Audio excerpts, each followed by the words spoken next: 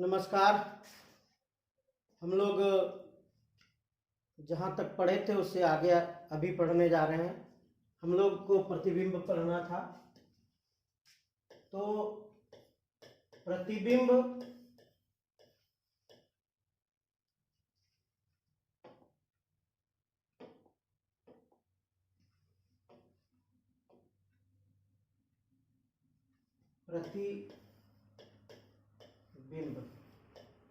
प्रतिबिंब किसे कहते हैं? पहले एक चीज को जानिए कि प्रतिबिंब का निर्माण कम से कम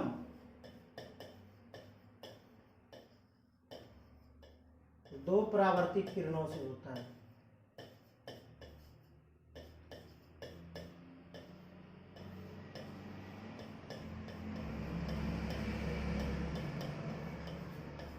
इस चीज को ध्यान में रखिएगा कि भाई प्रतिबिंब जब भी निर्मित होगा उसमें कम से कम दो परावर्तित किरण हो। 2 से 3 संभव है, लेकिन 2 से 1 संभव नहीं। अर्थात कम से कम 2 परावर्तित किरण होंगे, तभी कम से कम 2 परावर्तित किरण होंगे, तभी प्रतिबिंब का निर्माण होगा। तो परावर्तित किरण के 2 जो उदाहरण है, हम आपको दोनों उदाहरण को दे रहे हैं। तो पहला उदाहरण है कि बिंदुवत स्रोत से चलने वाली किरणें। ये बिंदुवत स्रोत है, वो ऑब्जेक्ट वस्तु। बिंदुवत स्रोत से चलने वाली किरणें दर्पण से परावर्तन के बाद प्रधान अक्ष को जिस बिंदु पर काटती है उस बिंदुवत स्रोत का प्रतिबिंब कहते हैं। ये प्रतिबिंब हुआ। और इसमें दो परावर्तित किरण है, वो OE है और OP है। ये किरण गया और परावर्तित होकर लौटता है। इस परावर्तित किरण को इस बिंदु पर काटता है, इसीलिए यह इस बिंदुवत स्रोत का परावर्तित किरण है। अब इस पर आते हैं। यहां पर बिंदुवत स्रोत O है, ये बिंदु E है, आपतन बिंदु। तो बिंदुवत स्रोत से चलने वाली किरण दर्पण से परावर्तन के बाद बैक हो जाती है, लेकिन जब इसको हम काल्पनिक रूप से पीछे की ओर बढ़ाते हैं तो यह प्रधान अक्ष को बिंदु I पर काटती है। इसको हम F भी कहते हैं। इसी बिंदु को इस बिंदुवत स्रोत का प्रतिबिंब कहेंगे। तो इसमें परिभाषा क्या देंगे? बिंदुवत स्रोत से चलने वाली किरण दर्पण से परावर्तन के बाद प्रधान अक्ष के जिस बिंदु से आती हुई प्रतीत होती है। आप गौर करेंगे, ये यहां से बैक होके लौट रहा है, इसको कहते हुए हम लोग क्या कहते हैं? इसको आती हुई प्रतीत होती है।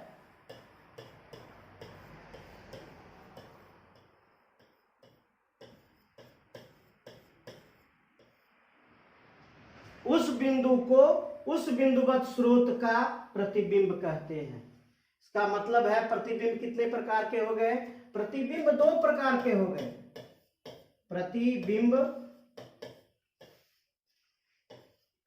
कितने प्रकार के हो गए? तो प्रतिबिंब 2 प्रकार के हो गए। कौन कौन?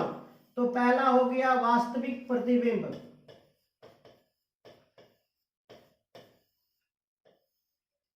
और दूसरा हो गया काल्पनिक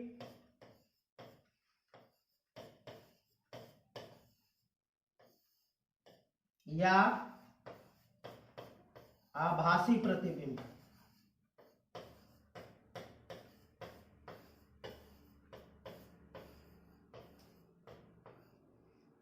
तो वास्तविक प्रतिबिंब कौन है? तो वास्तविक प्रतिबिंब देखिए वास्तविक कटान से बना है। काल्पनिक प्रतिबिंब कौन है? तो जो आती हुई प्रतीत होती है, जिस बिंदु से आती हुई प्रतीत होती है। वास्तविक कटान से अगर बनेगा तो उसको वास्तविक प्रतिबिंब बोलेंगे, काल्पनिक कटान से बनेगा तो उसको काल्पनिक प्रतिबिंब बोलेंगे। वास्तविक प्रतिबिंब कैसा होगा? तो वास्तविक प्रतिबिंब हमेशा उल्टा होता है। वास्तविक प्रतिबिंब कैसा होगा? तो वास्तविक प्रतिबिंब हमेशा उल्टा होता है।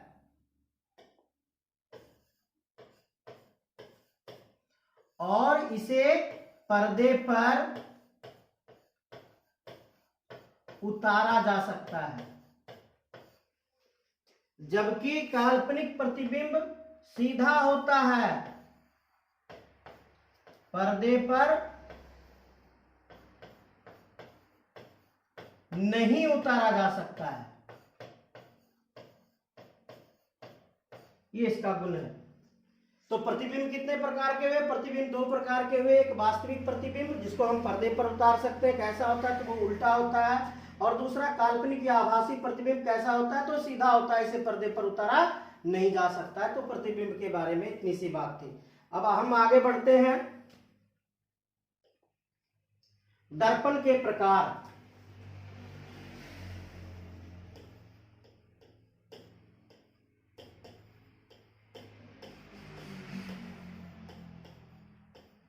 तो दर्पण दो प्रकार के होते हैं। एक को कहते हैं समतल दर्पण।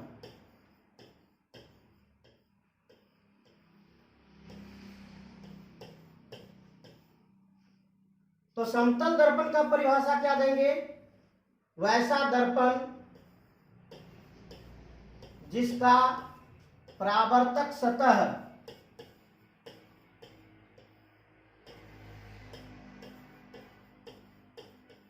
कैसा होगा तो यह सीधा होगा। परावर्तक सतह कैसा होगा तो यह सीधा होगा। आपको हम उदाहरण देकर दिखा रहे हैं यहां पर।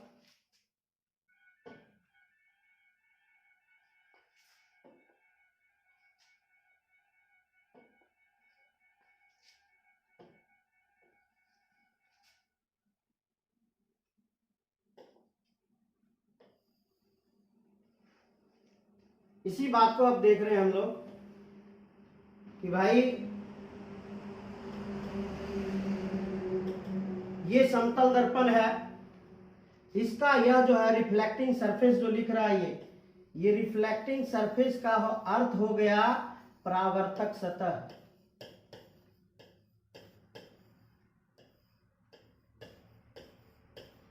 तो ये परावर्तक सतह कितना सीधा है, इसको देखिए। ये सीधापन, ये परावर्तक सतह के सीधापन के कारण इसे क्या कहा गया है? इसे समतल दर्पण कहा गया है। क्यों भाई? परावर्तक सतह सीधा है और इसको क्या किया है? इसके पिछले हिस्से को देखिए क्या लिखा है, सिल्वर्ड सरफेस, चांदी के कलर से कलई किया जाता है, चांदी के रंग से रजतित किया जाता है। और रजतित करने के बाद इसके ऊपर कोई एक पेंट चला देता है, इसको क्या कहा? कोटिंग।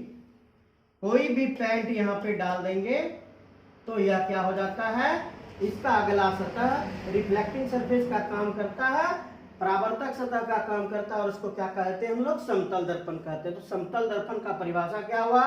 वैसा दर्पण जिसका परावर्तक सतह समतल हो उसे समतल दर्पण कहते हैं। अब समतल दर्पण से जो बना प्रतिबिंब होता है वो कैसा होगा उसको हम लोग देख लेते हैं। तो समतल दर्पण से बना प्रतिबिंब हमेशा आभासी होता है। उसको देखने के लिए हम अब दूसरे उदाहरण की ओर चलते हैं।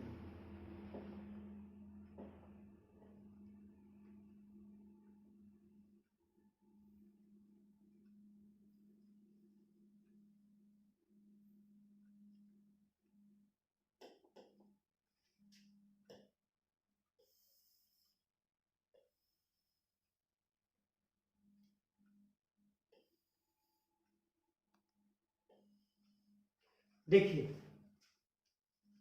समतल दर्पण से बना प्रतिबिंब हमेशा यह क्या है? यह आभासी है। ये ठीक इसका उल्टा है। तो यहां उल्टा का अर्थ अलग है, ये आभासी प्रतिबिंब है।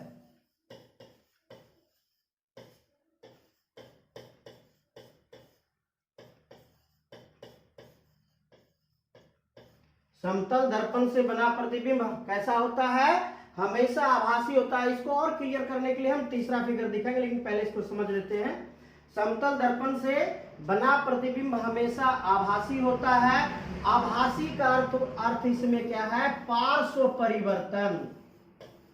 पार्श्व परिवर्तन, पार्श्व परिवर्तन क्या है उसको भी हम डिटेल कर रहे हैं कि यदि पार्श्व परिवर्तित प्रतिबिंब होगा तो दायां भाग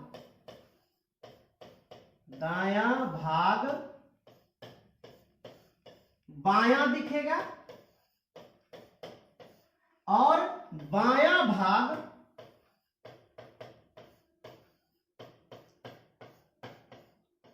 दायां दिखेगा।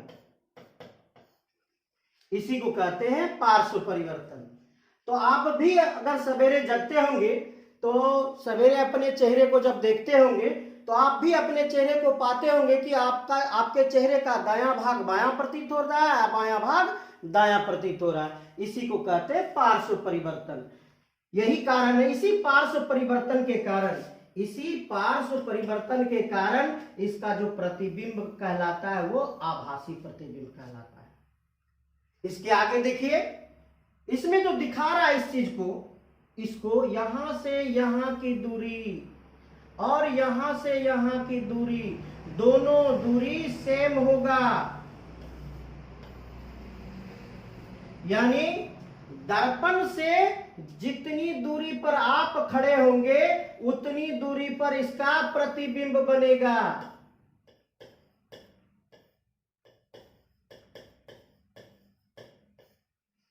दर्पण से जितनी दूरी पर आप खड़े होंगे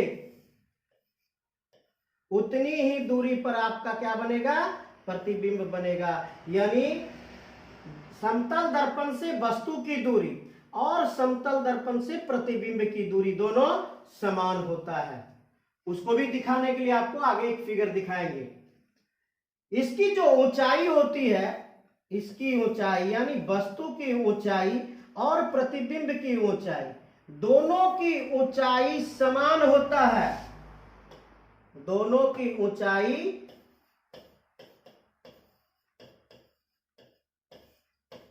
समान होगा। यानी समतल दर्पण के आगे में जितना ऊंचा वस्तु खड़ा है उतना ही ऊंचा उसका प्रतिबिंब बनेगा। इसमें दो आपको ऑब्जेक्टिव मिला। क्या क्या मिला सो देखिए। दर्पण के सामने जितनी दूरी पर वस्तु होगी प्रतिबिंब भी दर्पण के पीछे उतनी ही दूरी पर बनेगा, सेम डिस्टेंस पर बनेगा। और दर्पण के पीछे बन रहा है वो कैसा प्रतिबिंब है? वो आभासी प्रतिबिंब है। और चूंकि यह उल्टा नहीं होता है, सीधा नहीं होता है, इसको क्या कहते हैं? पार्श्व परिवर्तित प्रतिबिंब कहते हैं। क्यों कहते हैं? तो दायां भाग बायां दिखता है, बायां भाग दायां दिखता है। इसकी जो ऊंचाई होगी दोनों की ऊंचाई समान होगी। अब उस फिगर से आपको और क्लियर कर देते हैं।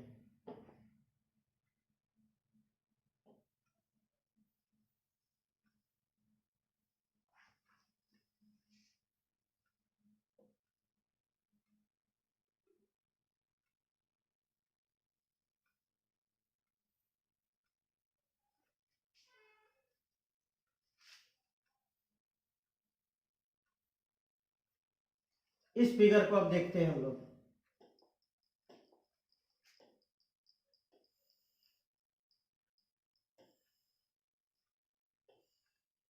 आप गौर कीजिए, आपको देखिए एकदम स्पष्ट कर रहा है इसमें कि ये जो ऊंचाई है ऑब्जेक्ट की, ये ऊंचाई और ये इमेज की ऊंचाई, दोनों की ऊंचाई को देखिए समान है। जितना ऊंचा वस्तु होगा उतना ऊंचा प्रतिबिंब बनेगा। जितनी दूरी पर वस्तु होगी उतनी ही दूरी पर प्रतिबिंब का निर्माण होगा। लेकिन क्या है? दर्पण के पीछे होगा। दर्पण के पीछे होगा और प्रतिबिंब कैसा बनेगा? पार्श्व परिवर्तित प्रतिबिंब बनेगा। पार्श्व परिवर्तित प्रतिबिंब बनेगा। अब पार्श्व परिवर्तित को हम लोग यहां देख लेते हैं। ये बिल्कुल स्पष्ट कर रहा है फिगर।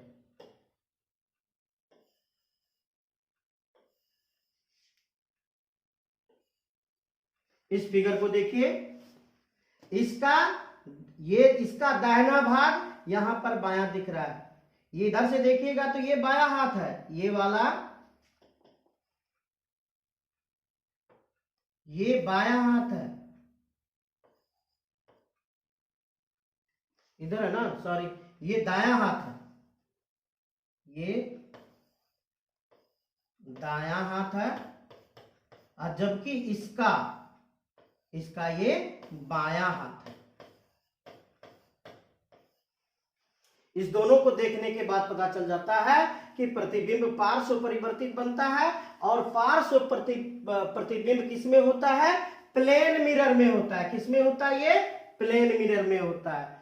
तो प्लेन मिरर से बना प्रतिबिंब आभासी होगा, प्लेन मिरर से बना प्रतिबिंब पार्श्व परिवर्तित होगा।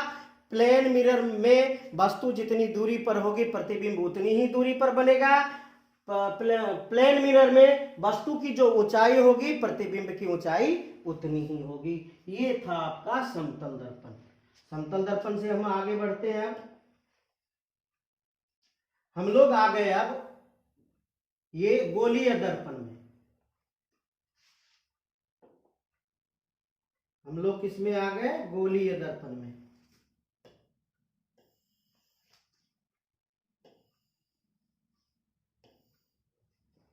तो गोलीय दर्पण कितने प्रकार के होते हैं?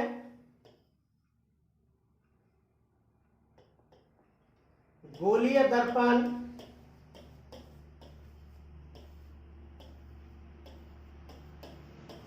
ये भी दो प्रकार के होते हैं। कौन कौन? तो एक आपको दिख रहा है, एक कनकेव मिरर, इसको कहते हैं अवतल दर्पण।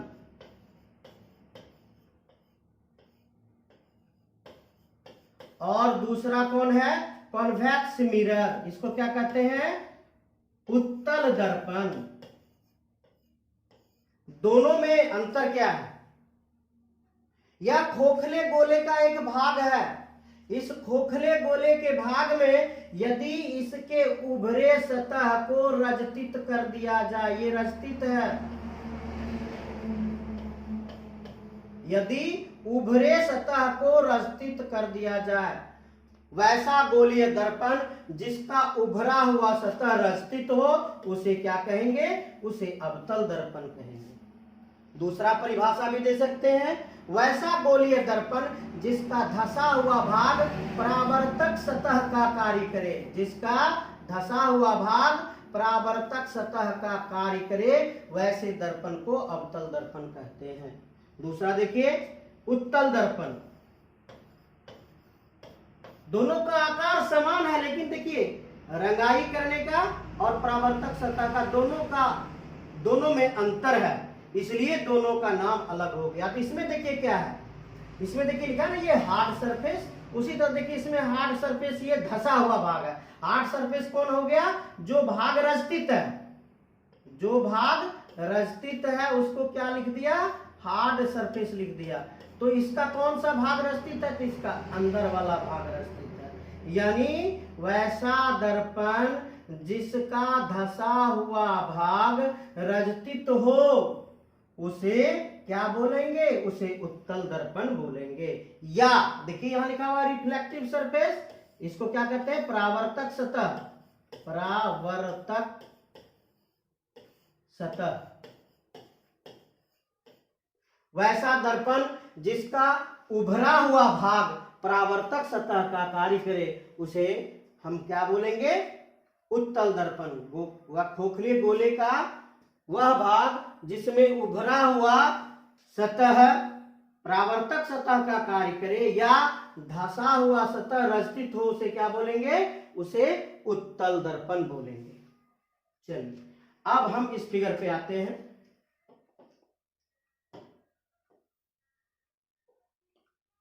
इस फिगर में देखिए ये क्या है? ये गोलीय दर्पण है।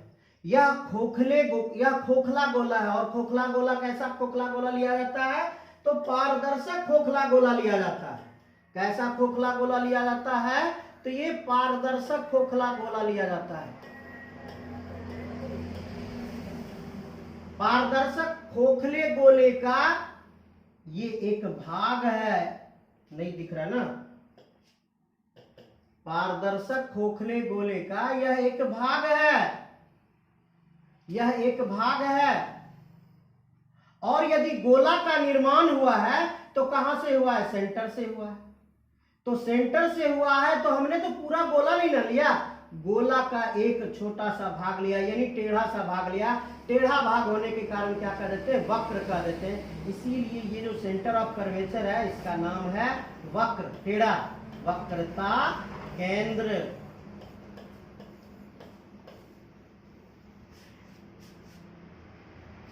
जिस बिंदु से खोखले गोले के वक्र भाग का निर्माण हुआ हो उस बिंदु को वक्रता केंद्र कहते हैं। दूसरा, ये जो आप दूरी देख रहे हैं, यहां से यहां की दूरी दोनों छोरों के बीच की दूरी है, ये दोनों छोरों के बीच की दूरी है। तो दर्पण के छोरों के बीच की दूरी को क्या बोलेंगे? द्वारक बोलेंगे। दर्पण के दोनों छोरों के बीच की दूरी को क्या बोलेंगे? द्वारक बोलेंगे। ये क्या है? और ये ध्रुव है। ये क्या है? ये ध्रुव है। और ध्रुव कैसे निकालेंगे? तो क्या कहते हैं? दर्पण के मध्य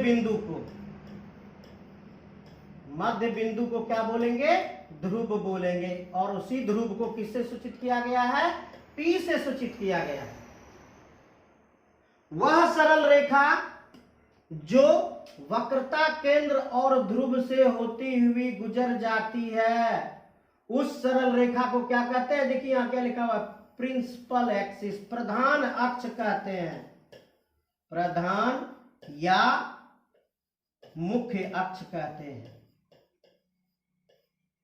वह सरल रेखा जो वक्रता केंद्र और ध्रुव से होती हुई गुजर जाती है उसे प्रधान अक्ष या मुख्य अक्ष कहते हैं। अब गौर कीजिए, ये C और ये P, इन दोनों की जो बीच की दूरी होगी, इन दोनों की बीच की दूरी को क्या कहेंगे? वक्रता त्रिज्या। देखिए लिखा हुआ होगा, हाँ, रेडियस ऑफ कर्वेचर। देखिए है ना, रेडियस ऑफ कर्वेचर। इसको दूसरे कलर से डाल देते हैं। ये रेडियस ऑफ कर्वेचर। तो रेडियस ऑफ कर्वेचर किसको कहेंगे? इसको कहते हैं वक्रता त्रिज्या। तो वक्रता त्रिज्या किसके किसके बीच की दूरी है? ये वक्रता केंद्र और ध्रुव के बीच की दूरी है। C और P के बीच की दूरी को क्या बोलेंगे? वक्रता त्रिज्या बोल देंगे। इसमें इतना सा भाग है। चले आगे।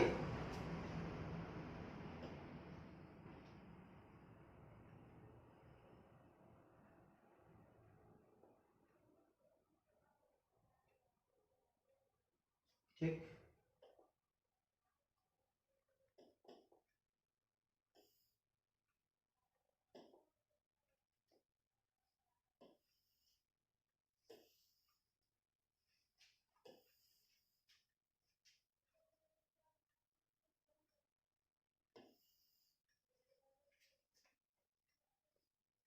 क्या लिखा है? इसको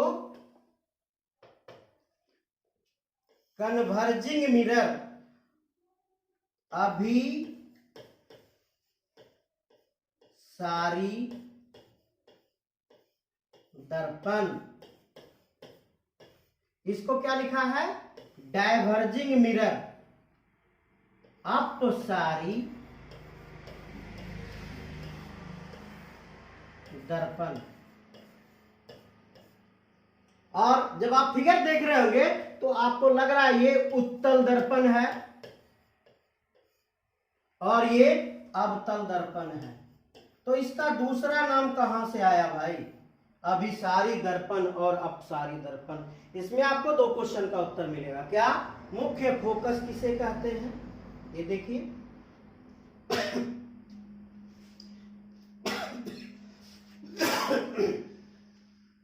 तो सबसे पहले हम लोग परिभाषा पढ़ लेते हैं, मुख्य फोकस किसे कहते हैं। ये है आपका मुख्य फोकस।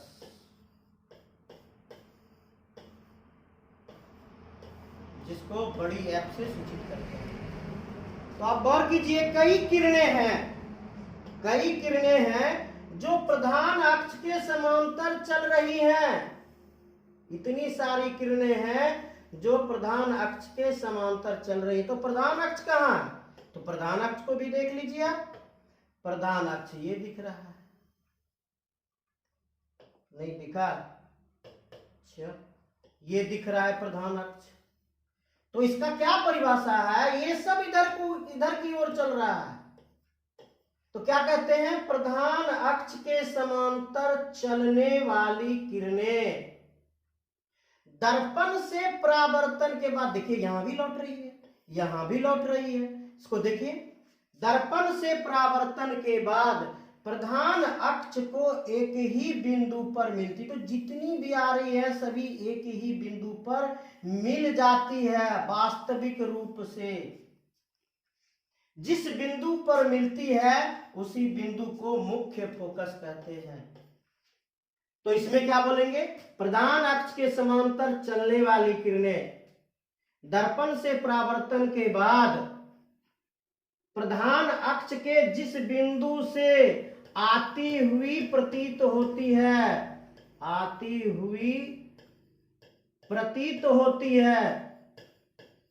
उस बिंदु को उस दर्पण का मुख्य फोकस कहते हैं। अगर हम बात करें कि भाई दोनों दर्पण के मुख्य फोकस की परिभाषा एक साथ देने के लिए, तो हम कह सकते हैं कि प्रधान अक्ष के समांतर चलने वाली सभी किरणें दर्पण से परावर्तन के बाद प्रधान अक्ष को जिस बिंदु पर मिलती है या प्रधान अक्ष के जिस बिंदु से आती हुई प्रतीत होती है, उस बिंदु को उस दर्पण का मुख्य फोकस कहते हैं। क्या कहेंगे? उसको मुख्य फोकस कहेंगे। अब आते हैं हम लोग अगली परिभाषा पे कि ये जो अभिसारी दर्पण है और अपसारी दर्पण, इसका नाम अभिसारी और इसका नाम अपसारी क्यों पड़ा? तो जो ये वास्तविक रूप से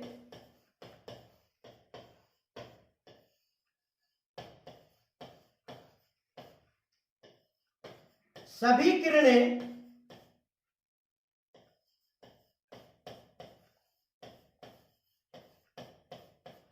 प्रधान अक्ष को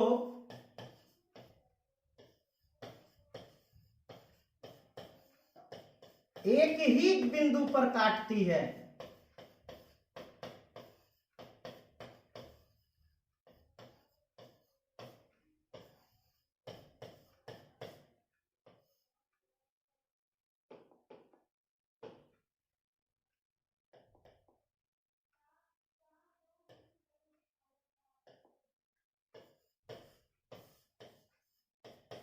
कौन किरणें? तो ये परावर्तित किरणें। कौन किरणें? तो ये परावर्तित किरणें। इसे ही हम क्या कहते हैं? अभिसरित होना कहते हैं। इसे हम क्या कहते हैं? इसे अभिसरित होना कहते हैं। लेकिन जब हम लोग अपसारी दर्पण की बात करेंगे, उत्तल दर्पण की बात करेंगे, तो इसमें काल्पनिक कटान है।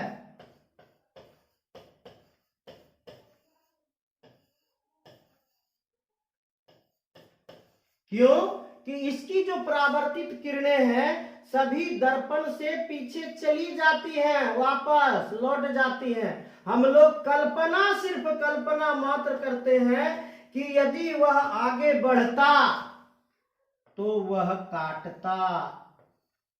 हम लोग भविष्यत काल की बात करना शुरू कर देते हैं कि यदि उसे पीछे की ओर बढ़ाएंगे तो वह प्रधान अक्ष को एक बिंदु पर काटती हुई प्रतीत होती है। इसे क्या कहते हैं? इसे अपसृत होना कहते हैं। इसे क्या कहते हैं? अपसृत होना कहते हैं। आइए दोनों की परिभाषा को देखते हैं। प्रधान अक्ष के समांतर चलने वाली सभी किरणें दर्पण से परावर्तन के बाद अभिसरित होकर, देखिए ये अभिसरित हो रही है, अभिसरित होकर प्रधान अक्ष को एक ही बिंदु पर काटती है, इसलिए अवतल दर्पण को अभिसारी दर्पण कहते हैं। अब इधर आते हैं, प्रधान अक्ष के समांतर चलने वाली सभी किरणें दर्पण से परावर्तन के बाद अपसरित होकर प्रधान अक्ष को एक ही बिंदु पर काटती हुई प्रतीत होती है, इसीलिए उत्तल दर्पण को अपसारी दर्पण कहते हैं। चलिए आज भर के लिए इतना ही, इसको ध्यान देंगे, ध्यान से समझेंगे। और आप बच्चे जो हमारे चैनल को देख रहे हैं, आपको यदि अच्छा लगे तो इसे सब्सक्राइब जरूर करें, लाइक जरूर करें, दूसरों को शेयर जरूर करें, ताकि उन्हें भी पढ़ने का मौका मिले। धन्यवाद।